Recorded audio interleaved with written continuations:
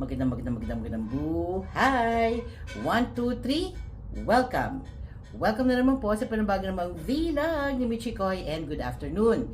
So for today's video, tayo po ay magre-rate ng cookies po na bake ng family friend po namin, kaibigan po ni Naomi na si Precious. Shout out kay Precious, shout out sa Bright Family.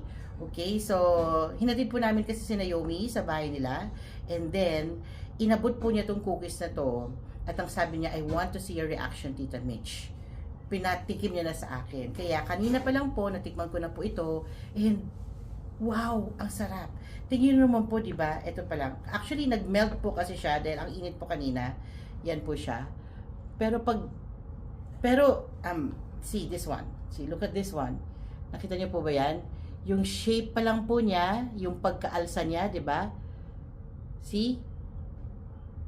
Pero magugulat po kayo sa lasa. Dahil sobrang sarap. So, pakita ko po sa inyo yung reaction ko. Yung totoong reaction ko.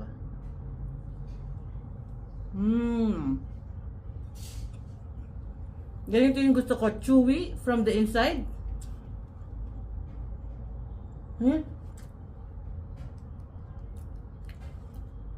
Crunchy po yung ano niya, ibabaw niya. And yung gitna yung sabi niya, tikman mo. Wow. Promise, ang sarap po talaga. Maganda po itong i-partner sa thank you po sa nagbigay po nito sa akin. Birthday gift po sa akin. You know who you are. Salamat. So, gamitin ko na po siya ngayon.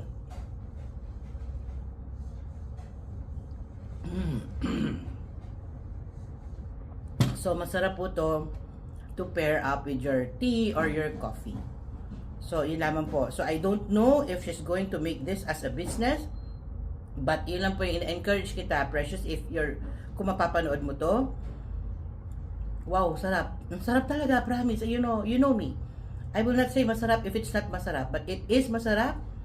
Pwede siyang humilera sa master baker na shikain na natin. So, ayun naman po. So, if you haven't subscribed to my YouTube channel, please don't forget to hit the subscribe icon, ting, and yung maliit po na kalembang, ting, click nyo na rin po yan so that you